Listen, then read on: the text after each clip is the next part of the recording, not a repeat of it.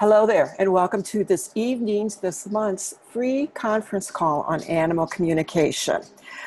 My horse, Shiloh, which you will see here in this picture, the big red horse, the one that is now an angel horse, he wants to make sure that people know not to limp along with their animal communication skills. Now is the time for people to really learn to talk to the animals and to listen to us too. We have much to share. And those are the words from my angel horse, Shiloh, when he was 17 years old, 17-year-old quarter horse. So both Shiloh and I welcome you to the wonderful world of animal communication. And it truly is true. It's a basic truism that we all do better when all creatures do better. I've got everyone muted now. And if you have questions, you can just put them in the chat. I'll have that open. And or at the end, there will be a time when we can have a question and answer period. So I'd like to introduce myself. My name is Janet Roper, and I'm an animal communicator and educator. I am also a student on the shamanic path. I am in my, it's a 2-year program that I'm in, the shamanic intensive study. And I've gone through about 18 or 20 months of it. So I'm almost done. I'm reaching the end of it. So it's going to be really interesting to see how that changes the work that I do with the animals and with the people. I've been communicating with animals all of my life. And I was told as a kid, oh, you know, those squirrels can't talk to you. You don't know what you're talking about, Janet. You know, what will the neighbors think? And it was probably back early 2000 that I rediscovered that, yes, it is a natural thing for all of us to talk to the animals. And it was a dog of mine who brought me back into the world of using my intuition and led me into the world of animal communication, which is now my profession and my passion. What I focus on in animal communication is the animal and human relationship, because I truly, truly, truly believe we all do better when all creatures do better. And for that to happen, we humans have to change our perspectives. We've got to change our attitudes. We've got to start looking at life with a bigger scope than what we're used to looking at. Hello there. Welcome. And so animal communication is one thing that will help us to really look at the world at a different point and change the world for the animals. In the animal communication practice, I also work with people and their animals in pet grief. And I'm also a very firm believer that everyone can talk to the animals. And that is a wonderful thing. And let me just get back to the screen for 1 minute. Okay. I love technology. Trying to manage my screen here. I see we've got somebody that's on. Well, welcome to the call. Welcome. And tonight you are in the right place if you have a deep love and a deep respect for animals. You are in the right place if you have a feeling that the animals are trying to connect with you, but you're not sure how to connect with them. And that's happened to all of us. That's happened to all of us at one time or another. And it happens to me still, particularly with my own animals. They'll be looking at me with these big eyes. I'm going, what the heck are you trying to tell me, you know? You're also in the right place if you want to learn to communicate with the animals, but just aren't quite sure where to start. Tonight, what you're going to hear is how I got my start as an animal communicator, what I love about animal communication, why animal communication I think is so helpful. I think it goes past helpful. It's just a very necessary tool in our tool belt for taking care of our animals and all animals, actually. You're going to hear the question I most asked, and the answer to that. We'll be talking about what animal communication is, what it is not, how you can get started, and how we can stay connected. I do want you to take notes tonight, or I invite you to take notes tonight, because I'm going to ask you at the end to send those in. There's going to be a surprise. A thank you for being on tonight's call, actually. So do take notes, and that can either be written notes that you write on the back of an envelope. That's something that I have a bad habit of doing. Or if you're taking screenshots, whatever works, just, you know, have notes of some kind that you can show for being on tonight's call. And the way I got my start into animal communication was that beautiful dog that you see right there, Teddy. I was teaching music at the time, and one of my dogs passed away. And I knew that I needed 2 dogs in my life because I just do. And so I went to the Humane Society and I saw this. Oh, he was so fat and he was so dirty and he was so fluffy and his little tummy was touching the floor.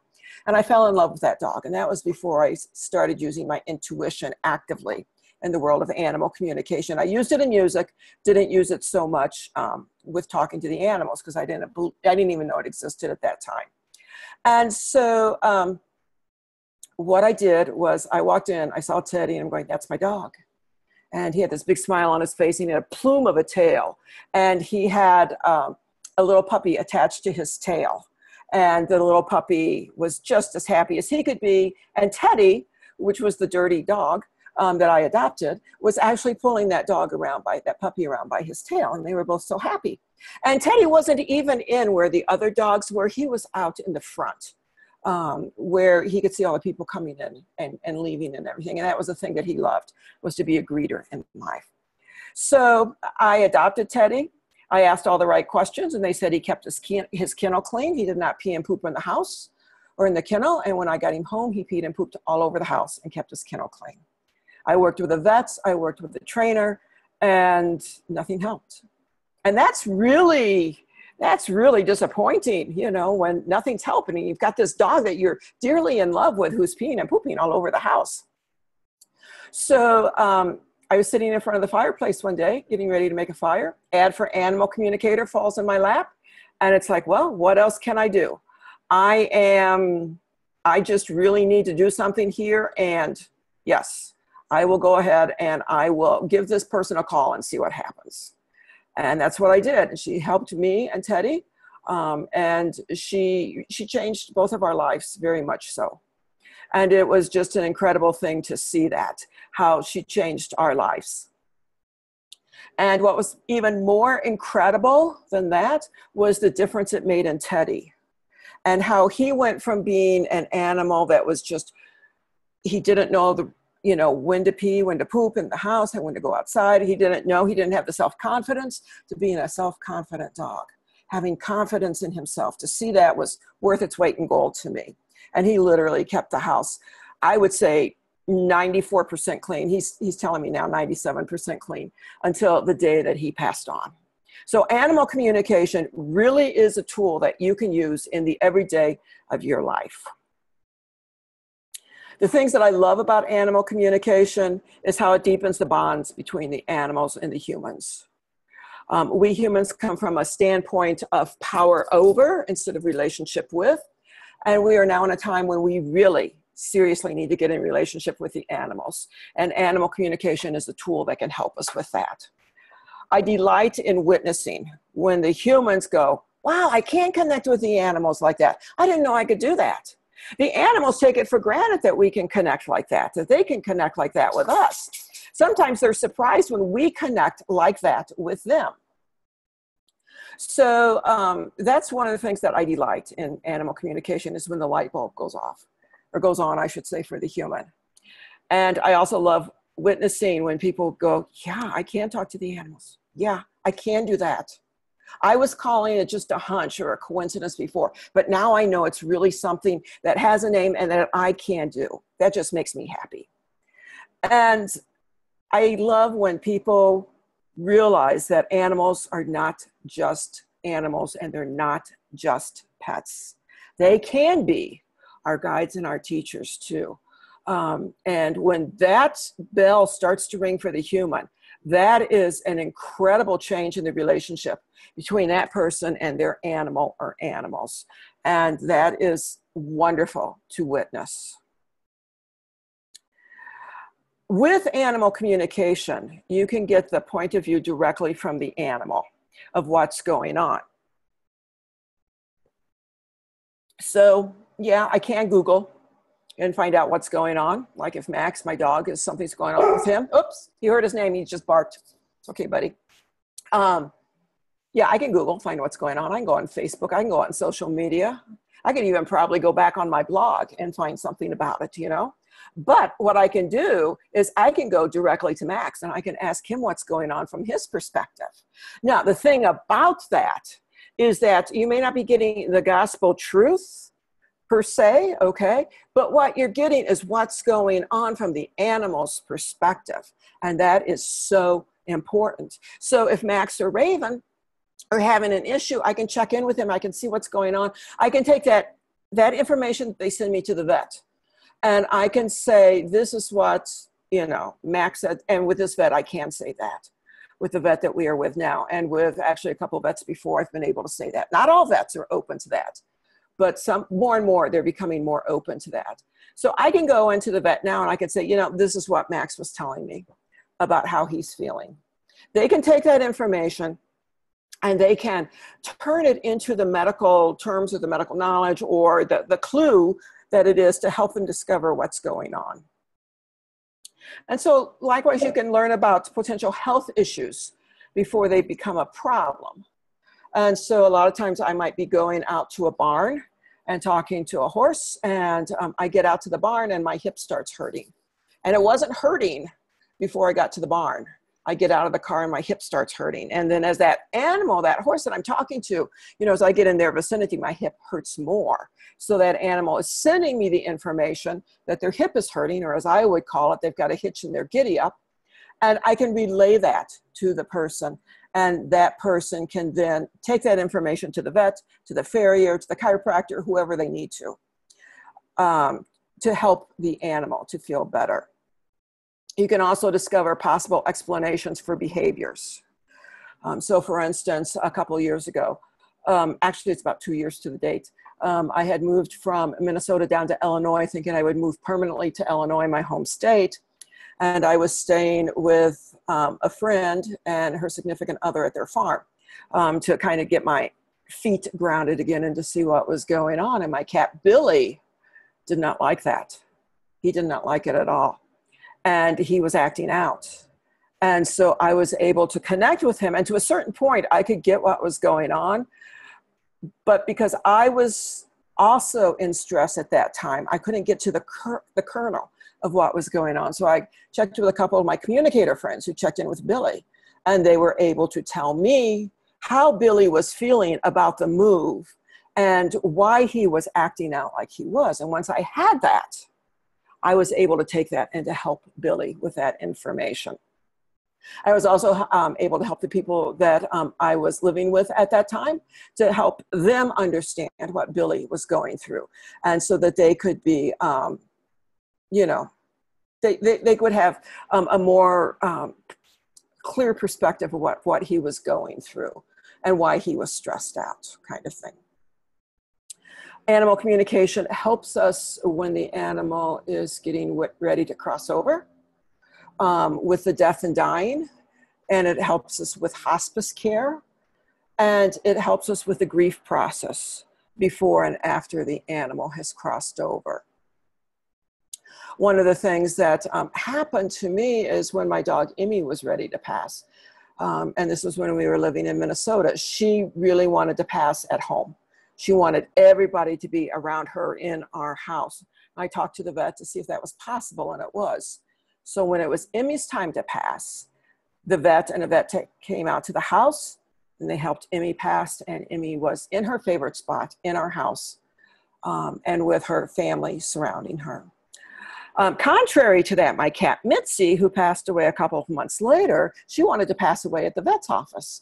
And Mitzi, of course, being Mitzi, the queen of the stink eye, she could give a stink eye like no other cat that I know could. And she decided that she was going to pass away at the vet's office. That's the way she wanted it done. She wanted the vet to help at the vet's office. And this happened over a holiday weekend. So there's that long extended period where the vet's office is not opened.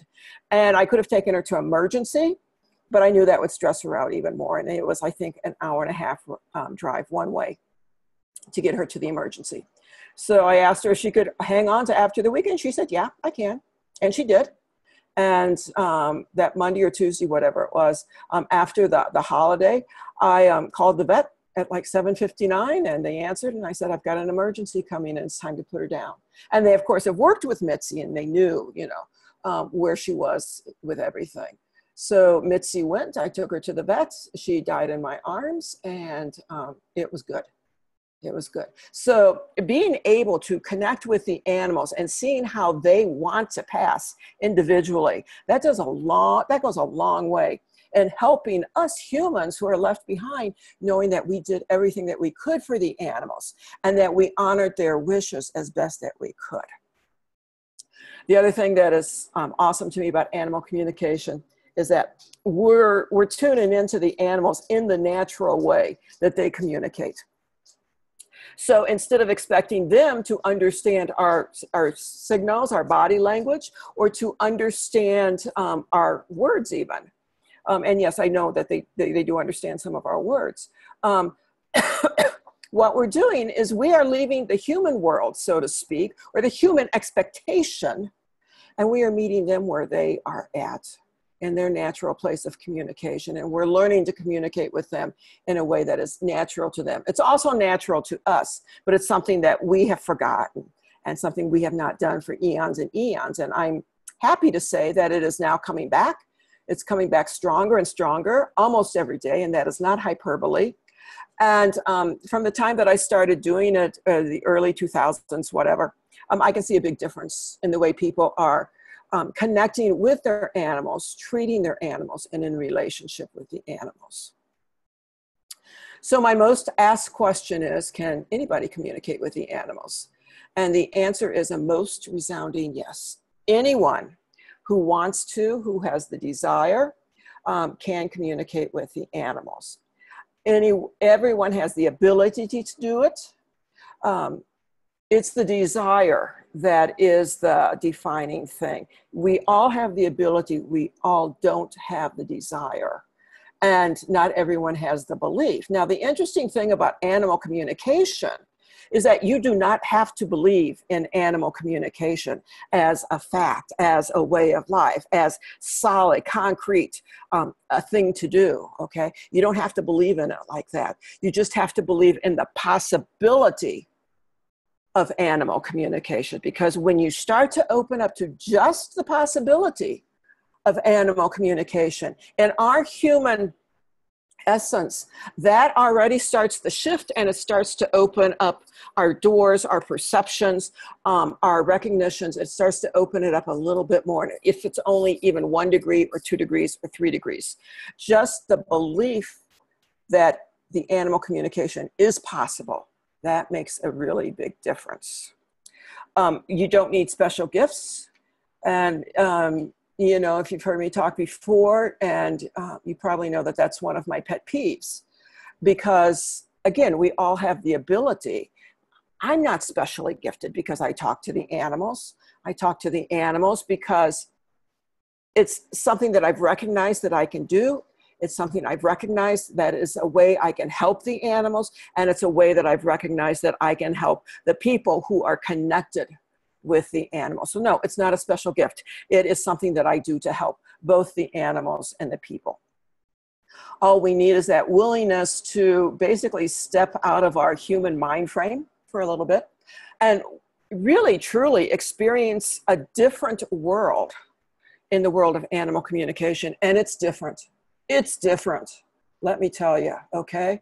And it's not, okay, yes, it is different because you're talking to the squirrel in the backyard, okay? Not everybody talks to squirrels in the backyard. It's different in that sense, but where it's really different, the world of animal communication is how it changes us. How all of a sudden we go, oh, wow, I can help the animal by doing this. I no longer have to tell the dog to sit. I no longer have to chain the dog up outside. I no longer have to use the bark collar or the shock collar. You know, I no longer have to use the whip for the horse. All I have to do is, if you've connected with the animal, see what they need to help them. And that is, to me, the wonder, the magic, the miracle of animal communication. Later on, you will hear me say that animal communication is not magic. But I firmly believe that it is a magical process once we enter into that world and we start to recognize how just us being in the world of animal communication, and even if we're only opening up that 1 or 2 degrees, how we are literally changing the world and making it a better place. And you know what? I'm getting more and more emphatic about that. The more I work with the animals and the people, and the more I witness the times we live in, I am more and more emphatic about connecting with the animals. And Maxie's agreeing, is one way that we individually, each one of us, can change the world and make it a better place. Okay, there we go. Animal communication is not magic. So if somebody calls me and they say, Janet, you know, I want to set up a 30-minute appointment with you, and I want you to talk to my cat who's peeing outside of the litter box. I've got a whole process of questions that I go through, like an intake form, and I ask. And, you know, the peeing outside of the litter box has probably been going on for a long time, because with most people, with most new people who connect with me, they are coming out of desperation. They've tried the vet, they've tried the trainer, they've tried working in a holistic way, and they've been blocked at whatever, you know. Yeah, working with the vet and the trainer and the holistic modalities, they help. But sometimes it doesn't quite get to the bottom of what we need. So, you know, somebody might say, you know, I've done all of this, and I want to set up a 30-minute appointment, and you're going to talk to Fluffy, and she's going to stop peeing outside of the litter box. Well, no, it's not magic. Okay, when I was working with Teddy, the dog that got me into animal communication, I had homework, and it was damn hard. Okay, it was damn hard, my homework. Teddy was so funny because at the end, when, you know, basically we had reworked our relationship, and he had learned about, you know, not peeing and pooping in the house and giving me telling me when he needed to go outside.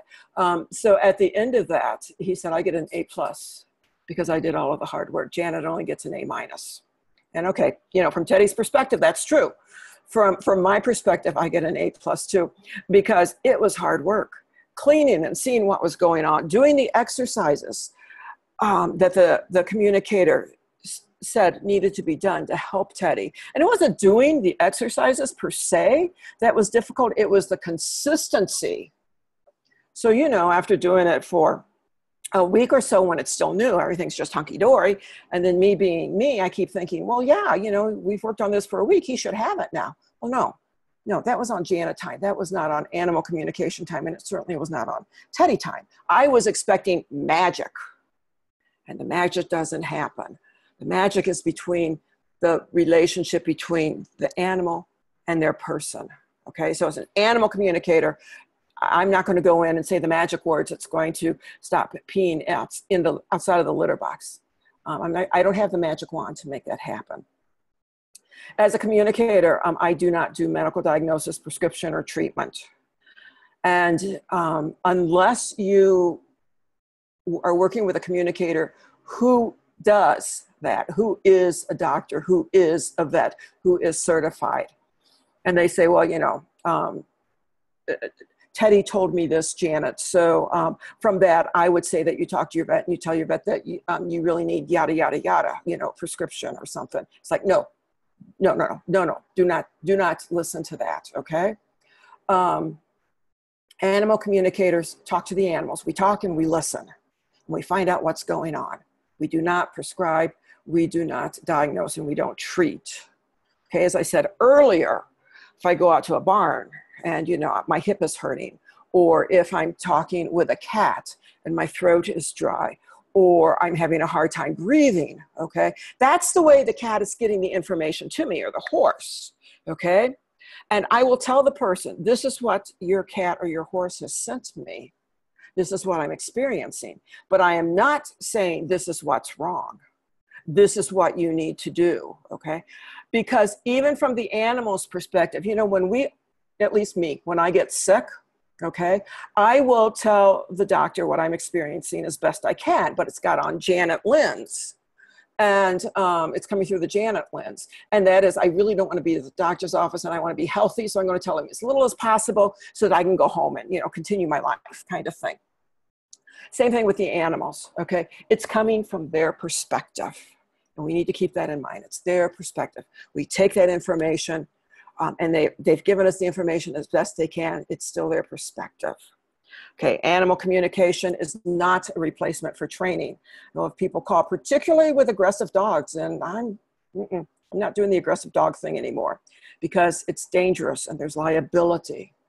And sometimes people will call the communicator thinking that it could be an easy fix, you know, but it's not. It's not an easy fix. And I know with my clients anyway, the people that call me, they want the best for their animal pals and they are doing the best that they can. But all of us, we're human. We want that easy fix kind of thing. And when you've got when you're working with a behavior like an aggressive dog, it's not an easy fix. And there are times when it can't be fixed. And again, as humans, with our human perspective, we want things fixed. We want things well. We want to make life better for the dog. And there are times when that doesn't happen. So that is an important thing to keep in mind when you're thinking about what animal communication is not. It's not magic. There's homework. Lots of times there's lots of homework. And lots of times there's more than one session that, you know, if you really want to get to the root to the problem, that there's going to be more than one session. It's not a medical diagnosis, prescription, or treatment, and it's not a replacement for training.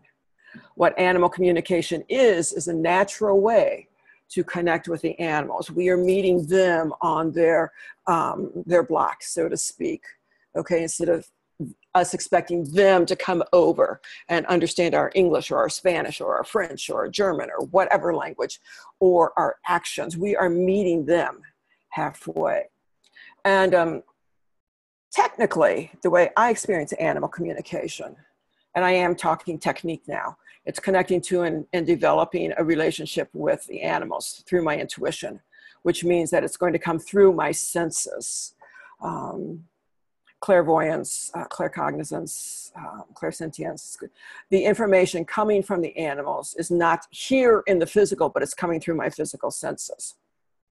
So to me, that's the technical definition of what animal communication is. To me, what animal communication is, and again, this is something that is developing the more I work with the animals and their people, it's that heart-to-heart connection. It's that understanding what's going on from the animal's point of view. And if not really understanding per se what's going on from the animal's point of view, of being willing to acknowledge that the animal does have their own point of view as a sentient being. And that animal can put in their 2 cents, so to speak, in what's going on and help solve the situation so it's a win-win for everyone. So with animal communication, it's two-way conversation directly with the animal and with active listening.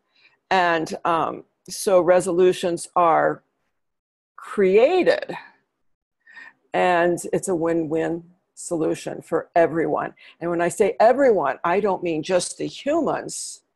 I also mean for the animals and for all species of the animals that are in the house and all humans of that are in the house.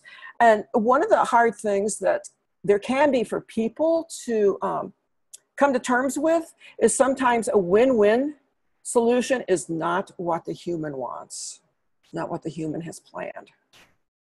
And that can be really difficult. And it can take months, if not years, for the human to understand how if that animal passed away before the human thought it was time, that it was a win-win in some way, shape, or form. And that's difficult. That takes a lot of help, in my personal opinion, because I know that when Shiloh passed, I needed help. And in his passing, Shiloh, my horse, I needed help in his passing. And it takes a lot of us humans to look at ourselves very courageously and gently and with compassion. So win-win situations is not, and everybody lived happily ever after. Sometimes there's a space there before we can see what the happily ever after really is. So with animal communication, what I'm doing is I'm purposefully connecting with the animals. Okay. For me, if you think of Lucy, Lucy from the Peanuts comic strip, and the doctor is in, that's the way I think of it. The animal communicator is in, because if I'm out in the yard, with all the birds and the ants and the magpies and, the deer that are going by and everything, the dogs in the neighborhood, the cats that are running by, and drive me crazy. And they've all got something that they want to say because it gets through on the animal grapevine, is what I call it, that, hey, there's somebody in this neighborhood that will listen to us. So they all come and they want to put in their, 2 cents or 50 cents or whatever. But with self-care, I have to be willing to sometimes say the animal communicator is not in. And, if I'm just out putzing around in the yard, if the ladybug comes up and wants to talk, that's fine. But if I'm out there with purpose, particularly if I'm out at a barn, helping another animal, it's like, no, talk later, but not now. So it's that purposeful connection with the animals. As I said earlier, information is both sent and received through the senses. Not only through the senses, but it can be sent through dreams, which means when you have a conversation with an animal and you're thinking, I just really didn't get anything. And then that night you dream it. That's how that information came to you. Sometimes it can come through music. Sometimes it can come through paintings, or when you're reading something. There can be all kinds of what our mind can look at as, our thinking mind can look at as a nebulous connection, but it's really our intuition that is helping us in what we perceive as a nebulous way, but it's a very direct way when it comes to our intuition. So the information that is going between me and the animal, there's an energetic essence to it that connects us directly. Okay, a lot of times I will think of it, I will see it as like a cord or a ribbon going from heart to heart. Sometimes I will also see it as like sending an email. That really helps me because I'm kind of a geek at heart. And so I think of, I'm connecting with the animals. I'm just going to hit the send and send that message over to them.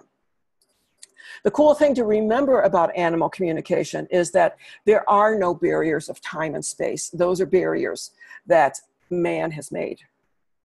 And so when we are connecting with the animals, okay, the animal does not have to be right in front of me. As a matter of fact, I prefer the animal is not in front of me because then I start reading body language. The animal can be at the end of the block. The animal can be on the other side of Missoula. The animal can be in a different state. The animal can be on the other side of the world. And it's that energetic essence that is actually the connector. Okay, it's not the geographical location. It's the energetic essence that is flowing between me and the animal that I'm connecting with, that I'm conversing with. That is the key point for the animal communication to happen, not the geographical location and not the time either. So if I'm communicating with an animal at 4 o'clock Mountain Time, and I'm getting the information, sometimes, and I'm talking with my own animals, sometimes the information may not come clear, and I see the absolute reason my horse or my dog or my cat was telling me that for a week or so. And I think I shared with all of you before is, I think the most perfect example of that is when I lived in Minnesota and I would go see Shiloh out at his barn in the evenings in the summer. And so I was usually home by 7 or 8 o'clock at night, 8 o'clock, 8:30, something like that. And I remember when I was connecting to Shiloh, he said one time, "I'm so glad that I am the last thing that you see at night. And you always say, 'Good night, buddy, I'll see you tomorrow.'" And I'm going, what the heck is this horse talking about? And I start doubting, did I hear him correctly? Is he just pulling my leg? Have I really gone Looney Tunes? And, I really can't hear what he's saying and I'm just making it up. And it took me a few weeks, and that is not an exaggeration. I'm going to go out and with a very chagrined look on my face and say it probably took me 3 or 4 weeks to realize that he was the last thing I saw at night because he was the picture on my laptop. And being the geek that I am, it was the laptop that I closed last thing at night. And his picture was on there. And I always say, "Good night, buddy. I'll see you tomorrow." So that is a very endearing experience to me. Very endearing because it shows how the information travels, how we humans sometimes don't take it in, and how the animals have the patience to be with us while we do take it in. Because in that time frame, that 3 or 4 weeks when I didn't get it, there was never a time that Shiloh didn't say, you're just crazy. I don't know what's wrong with you. There was never a time. He said, you'll get it. You will get it, and you will understand what I'm talking about. And to have an animal have that much confidence in you, boy, that's not only mind-blowing, that's life-changing. Just a reminder to keep taking those notes, whether you're writing on a legal pad, whether you're writing longhand, shorthand, whether you're taking screenshots, just continue taking those notes. So what we're going to do now is,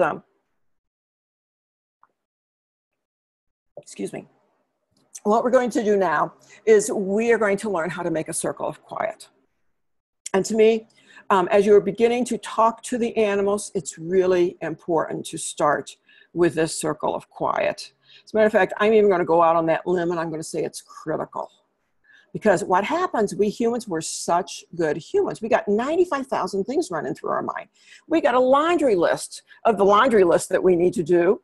And, you know, of the chores that need to be done, the errands that need to be run, taking the kids here and there and the other, doing things for the kids, doing things for our spouses, doing things for our family, doing things for our friends. We've got this laundry list that is long, long, long, long, long, and it goes through our minds, and it can be a distraction, a really big one. Not only a distraction, it can be an interference, it can be a block. Okay, so the first thing that we need to learn how to do is to create a circle of quiet. So the first thing you do with your circle of quiet, you go to a place where you won't be disturbed. And I truly mean a place where you won't be disturbed. So it's not where you're in the kitchen, you know, and people are running through and the dogs are running through or the cats are jumping up on the cabinet, that kind of thing. You're in a place, whether it's inside or outside, that you are by yourself. And sometimes just that, being by ourselves, can freak us out. Because we humans are used to being, you know, in groups, particularly those that are extroverted. So go to a place where you won't be disturbed. That also means that you don't take your smartphone with you. It also means that the radio is not on. It also means that the TV is not blaring. It also means that you don't have a video going on in the background. It also means that there's not white noise going on. The exception to that is if white noise will relax you, if music relaxes you. That can be going on, because what you're looking to do in that quiet place is to calm yourself down. If you're using music, I highly recommend that it's instrumental only and not vocals, because, well, speaking for myself, I can get sidetracked by the vocals. So as a musician, and I was a musician in, you know, earlier part of this lifetime, the music really helps to calm me down. I can just really get into that flow of it. So you go to your quiet place where you won't be disturbed. And if you need to put a sign on the door and say, you know, 15 minutes, folks, I'll be out in 15 minutes. That's what you need to do. Quiet your body in whatever way works for you.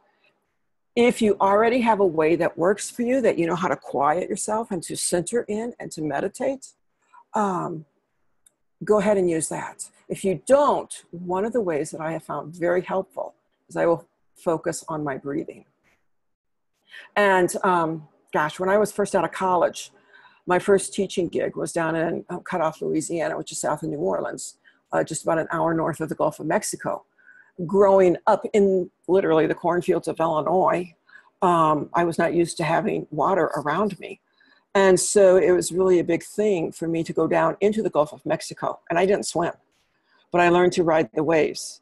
And so that feeling of getting on the wave is what the same thing I feel now with getting on my breathing. I just focus on, I'm inhaling and I'm exhaling. And sometimes I will actually see like, what would you call it? Like a pattern of I'm inhaling and I'm exhaling. And I will follow that pattern with my mind's eye, and that helps to relax me. So if you don't already have a way to get started, focusing on your breathing is a good way. If you try it and that doesn't help, let me know, okay? You can email me. I'll talk about that later, how to get a hold of me. But that's something that I can help you with. So you've quieted your body. As you've quieted your body, your mind has started to quiet down too. I've talked about monkey mind before, and it's when, that laundry list keeps going through and it's, oh, I got to do the laundry. Oh, I got to, go out and put the water in the bird bowls for the magpies. Oh, I forgot to water my herbs today, which I did, I've got to go out and water my herbs. So the monkey mind is that stuff that is distractions that keeps us from going deeper into our brain waves, into actually relaxing. One of the things that I will do when that monkey mind goes through with me is that I will again focus on the breathing, back on that. And if I've got that pattern going through my mind, I will, mentally see myself going up and down on that wave, that breath wave. The other thing I do is I imagine having a garbage can beside me. And when that thought goes through my mind, I throw it in the garbage can and then it's gone. I don't have to worry about it. Next thought goes through my mind, throw it in the garbage can. Energetic garbage can, doesn't have to be a real one. And then after the session, after I, finish the circle of quiet, then what I do is I take that garbage can.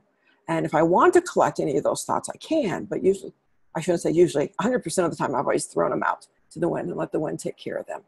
So you've quieted your mind, you've quieted your body. And the first thing that you do is ask permission to speak with the animal. And that's very important. It's really important that we humans remember those magical words that we were taught as kids, please, may I, and thank you. Because those words in themselves, we're using those words, the animals recognize that we are not coming from power over, we are coming from relationship with, okay? If this is an animal in your household that you want to talk with, call the animal by name. If you are just, or I shouldn't say just, if you are practicing your connection skills and you don't have an animal in mind, one of the things that you can do is, who would like to step up and speak with me?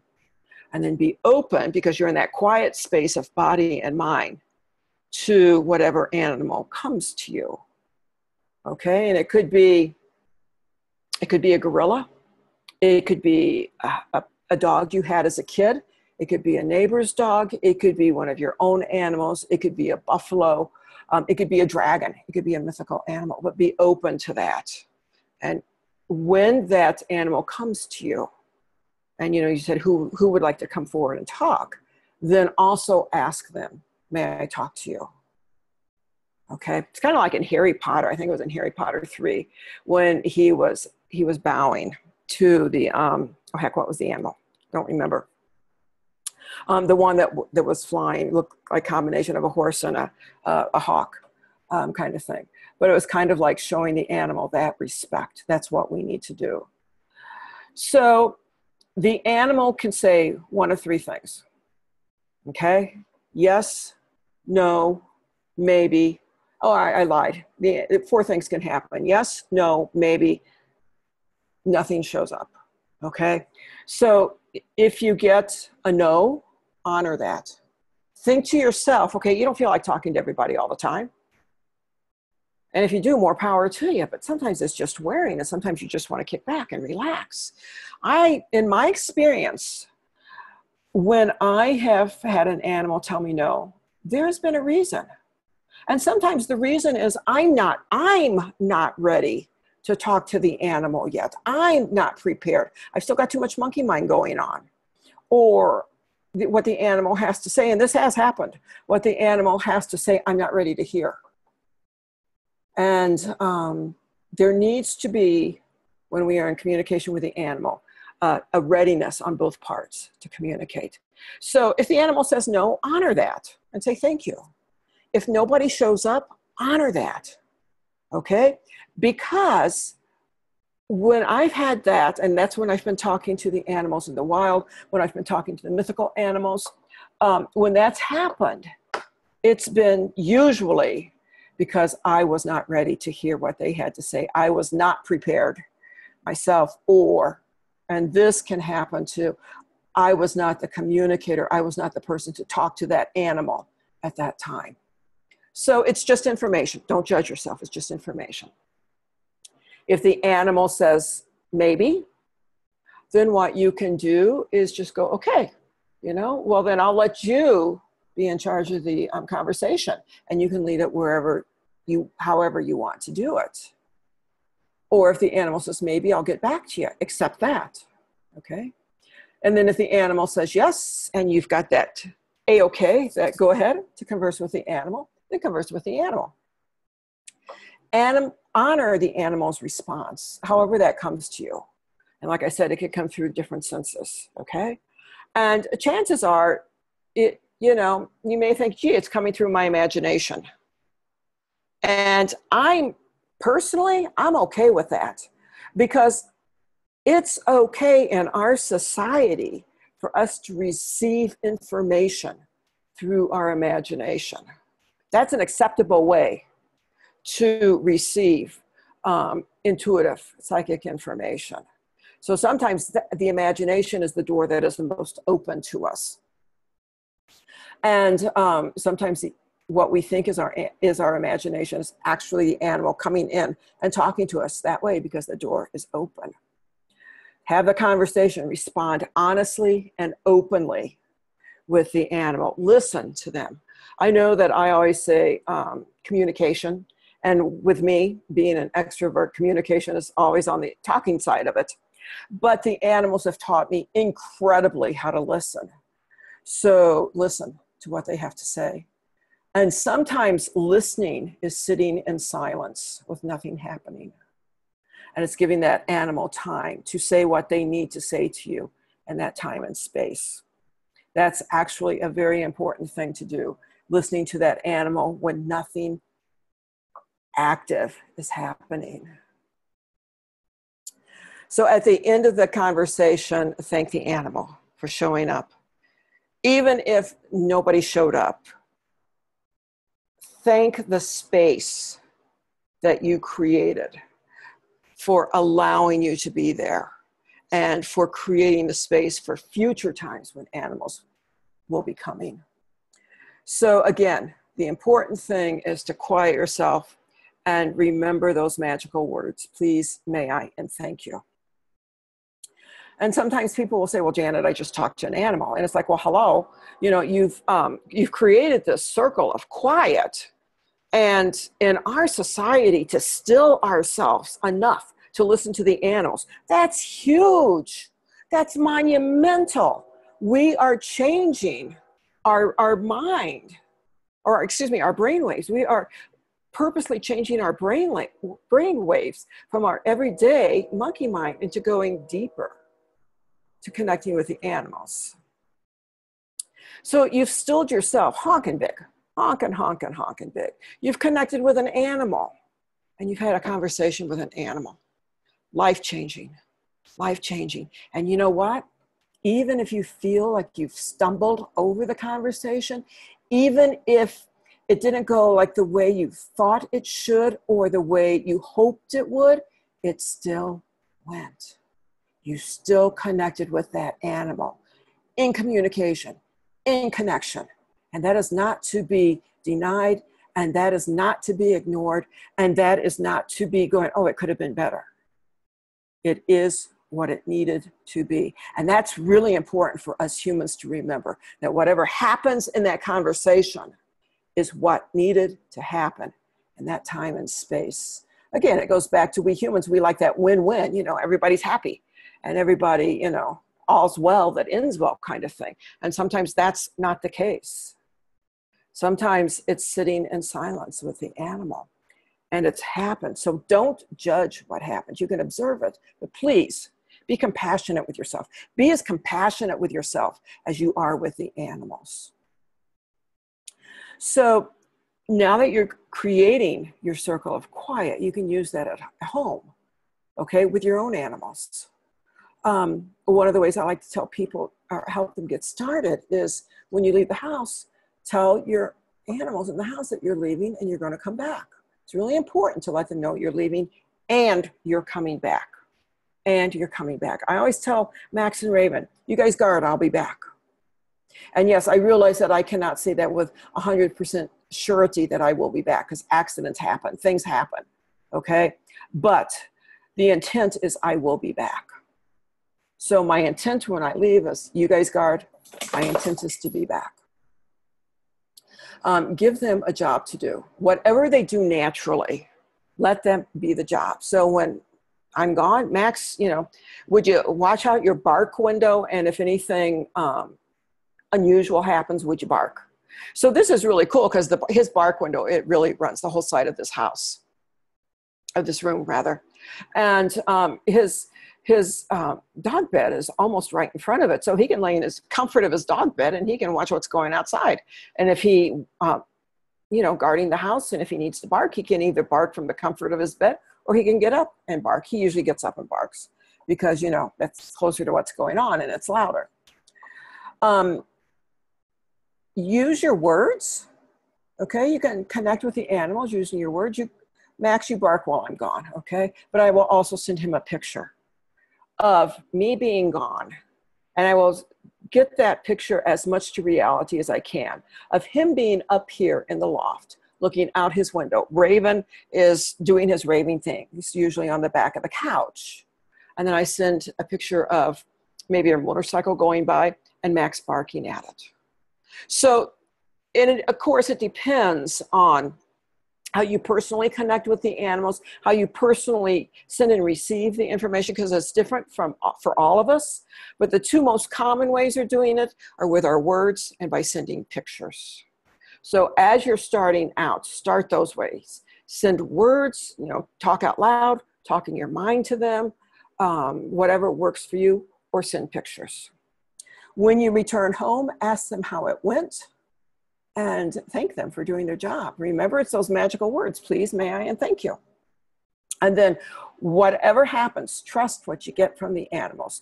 I don't care how crazy it sounds to you. I don't care if you just think you've just jumped into the loony bin crazy kind of thing, okay? Trust what you get from that animal, because there's going to be a kernel of truth in that. There's going to be something in there that is the animal communication. So trust what you get.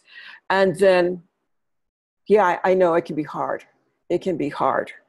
But if you can just go out on that limb, and if you can just say, whatever, I'm going to trust.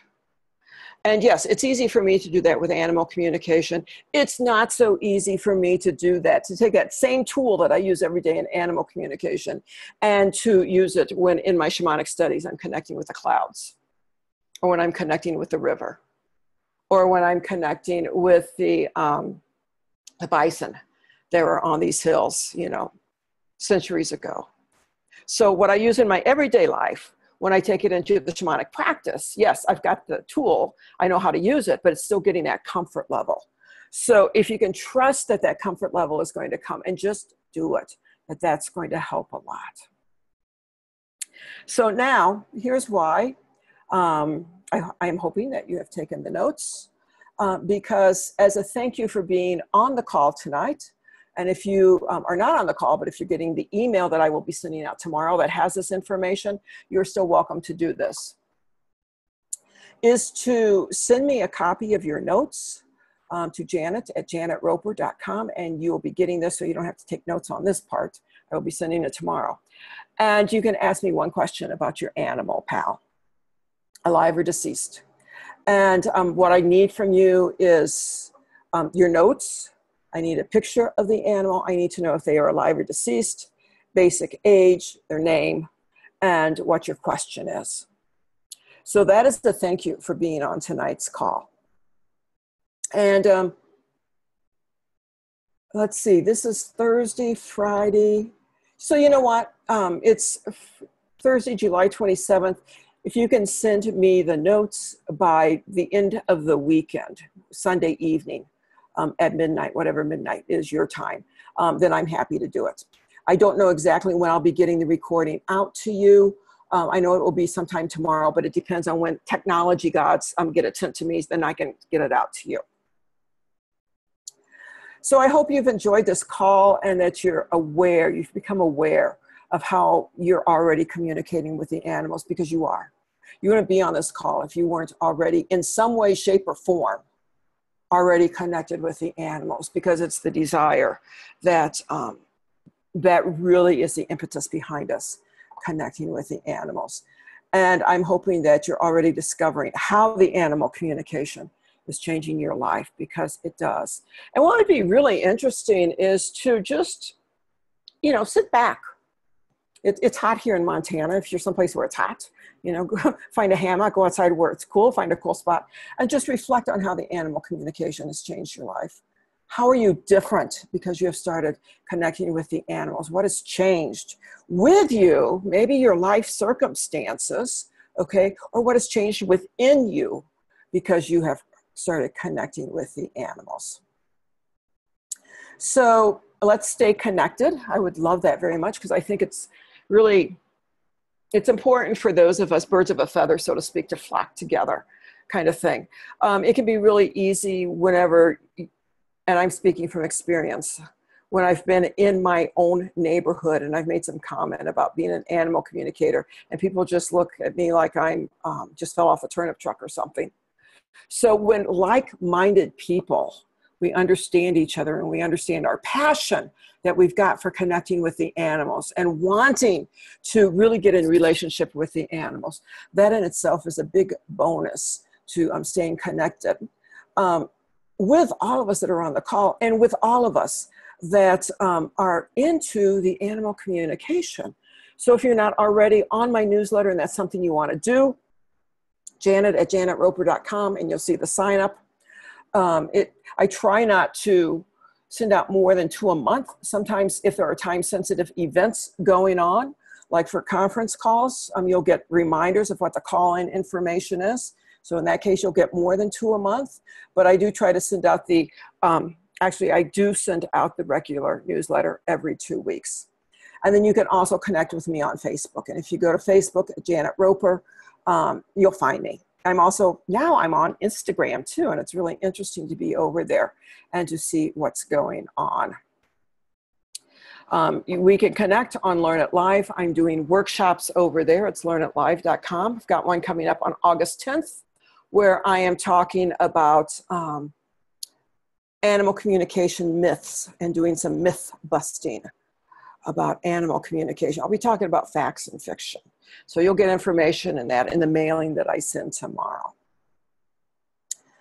And then if you want to start your own animal communication class, host your own, there'll be information on that tomorrow too that you can see.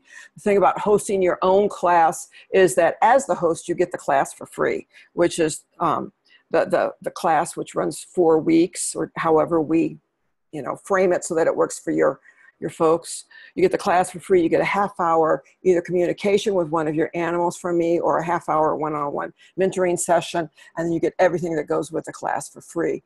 And then what I ask in return is that you gather the people in the class. You gather your friends and family who are interested in this and who you would like to learn animal communication with this. Gather them together, and then you work with me on setting up the time and date. I send out all the information, and to me, it's pretty easy peasy. It works well for all of us. So I will be sending you information on that tomorrow too. So does anyone have any questions? Any questions? I'm going to turn off Keynote. I'm going to stop sharing the screen for right now. There we go. And I'm going to open up the chat. There we go. So if you've got questions, you can put them in the chat.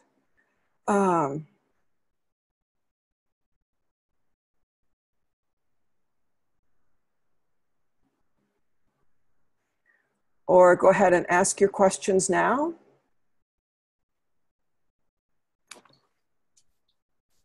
And if there's no questions, you can always email them to me too. So I thank you for being on the call tonight. And it really does make me happy when we all connect together.